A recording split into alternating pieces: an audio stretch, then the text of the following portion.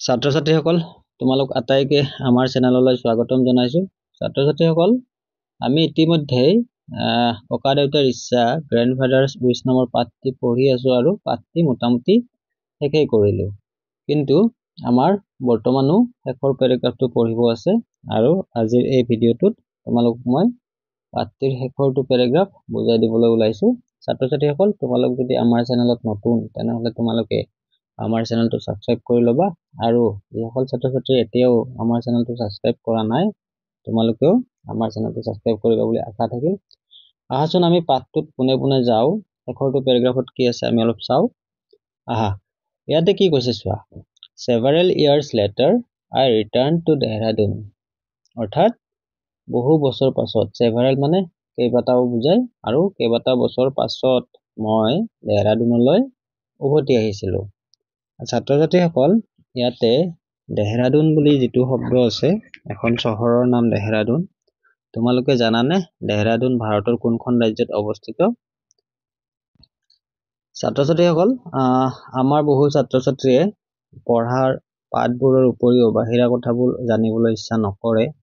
কিন্তু তোমালোকৰ মাজতে এনে কিছুমান ছাত্ৰ-ছাত্ৰী আছা যিয়ে নিজৰ পাঠ পঢ়াৰ উপৰিও দুই এখন বাহিৰা কিতাপো পঢ়া, ভাল কিতাপ নাইবা কিছুমান নতুন কথা জানিবলৈ সদায় উৎসুক হৈ থাকা।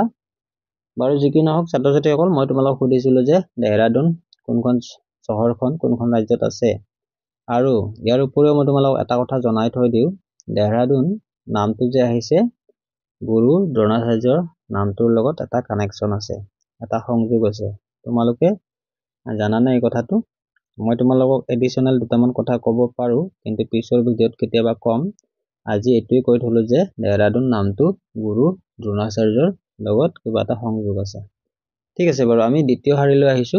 ইয়াতে প্ৰথম শাৰীটোত কৈছে যে কেইবা বছৰ পাছত মই দেহৰাদুনলৈ উভতি আহিছিলো। I first visited the old house। আৰু লেখকে আহিয়ে প্ৰথমতে পুৰণি ঘৰটোত চাবলৈ গৈছিলে। ঠিক আছে। Then I walk out of town towards the river bed। আৰু তাৰ পিছতে তেওঁ টাউনৰ ফালে গুচি গৈছিলে। কোনফালে গৈছিলে? ৰিভাৰ বেডৰ ওচৰত গৈছিলে, য'ত মানে তেওঁলোকে গছ-গছনি লগাইছিলে বা নদী আছিলে য'ত সেইফালে ফুৰিব ওলাই গৈছিলে। তাৰপিছত চোৱা কি কৈছে, ইট ৱাজ ফেব্ৰুৱাৰী আৰু এইটো ফেব্ৰুৱাৰী মাহ আছিলে। I looked across the dry water course and my eyes were immediately caught by breathtaking red blooms of the coral blossom। অৰ্থাৎ চোৱা তেওঁ যেতিয়া উভতি আহিছিলে সেই সময়খিনিত ফেব্ৰুৱাৰী মাহ আছিলে আৰু তেওঁ শুকান পানীবিলাক চাই পঠাইছিলে। যিটো নদী আছিলে সেই সময়ত মানে ফেব্ৰুৱাৰী সময়ত পানীবোৰ শুকাই থাকে আৰু তেওঁ এইফালে চাইছে আৰু তাৰ উপৰি তেওঁ এই দ্বীপটোলৈ চাইছিলে তাৰমানে। And my eyes were immediately caught by breathtaking red blooms। তাৰমানে চাই ভাল লাগিছে, breathtaking মানে চাই ভাল লাগিছে খুব। আৰু ৰঙা ৰঙা ফুল ফুলি আছিলে আৰু কোনবিধ ফুল ফুলি আছে বুলি কৈছে? কৰেল ব্লজাম। তোমালোকক মই আগৰ ভিডিঅ'টো কৰেল ব্লজামৰ ফটো দিছিলো আৰু এবাৰ স্ক্ৰীনত তোমালোকৰ কাৰণে মই দেখাই দিছো, চাবা তোমালোকে। ছাত্ৰ-ছাত্ৰীসকল চোৱা মই তোমালোকক স্ক্ৰীনত দিছো ফটোটো, তোমালোকে চাই ল'বা। এতিয়া আহা, যেতিয়া মানুহৰ আটাইতকৈ কেতিয়া আনন্দ লাগে তোমালোকে জানানে? যেতিয়া মানুহে নিজ হাতেৰে গছ পুলি এডাল ৰুব, সেই গছ পুলিডালৰ ফল যেতিয়া মানুহে খাব পাব, নাইবা মানুহে যেতিয়া কিবা এটা কাম কৰাৰ পিছত সেই কামটোৰ ফলটো দেখা পায়, ভাল ফল এটা দেখা পায়, তেতিয়া মানুহৰ খুব আনন্দ লাগে। ঠিক তেনেকুৱাকৈ লিখকে ককা দেউতাকৰ লগত সেই দ্বীপটোত, শিলাময় দ্বীপটোত গছ ৰুইছিলে আৰু গছবোৰ ফুলি আছিলে ধুনীয়াকৈ। দেখিছানে? আমি পাঠটো পঢ়োতে এইফালে যিটো পিকচাৰ আছিলে, ছবি আছিলে, তাতে মাত্ৰ এডাল আম গছ আছিলে। এতিয়া এইফালৰ পিকচাৰটোত চোৱা তোমালোকে, ইয়াতে কিমান গছ আছে দেখিছানে তোমালোকে? এতিয়া চোৱা ইয়াতে কৈছে যে ৰেড ব্লজম অফ কৰেল ব্লজম, অৰ্থাৎ ৰঙা ৰঙা ফুলবিলাক ফুলি আছিলে।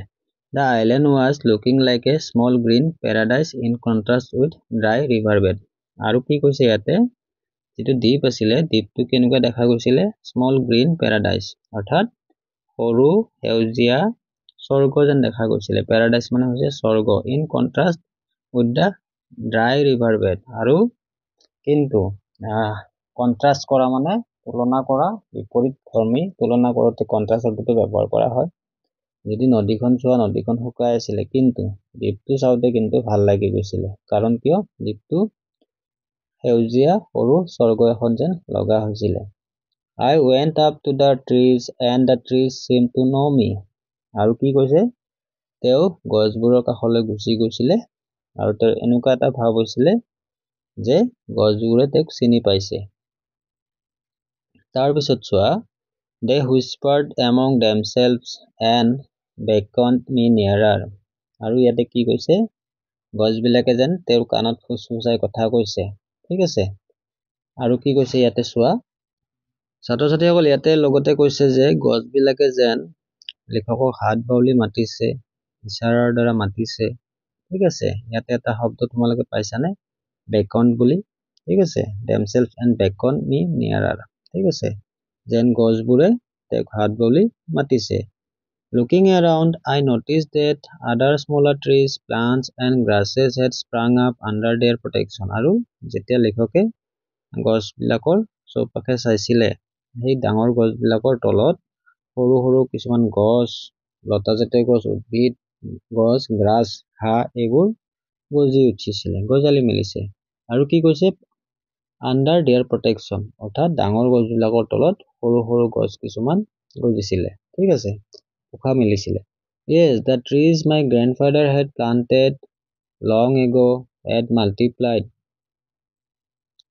আৰু ইয়াতে কৈছে যে মোৰ ককা দেউতাই বহু বছৰ আগতে যিবোৰ গছ ৰুইছিলে, সেই গছবোৰ এতিয়া মাল্টিপ্লাইড হৈ গ'ল, তাৰমানে বহুগুণে বৃদ্ধি পালে।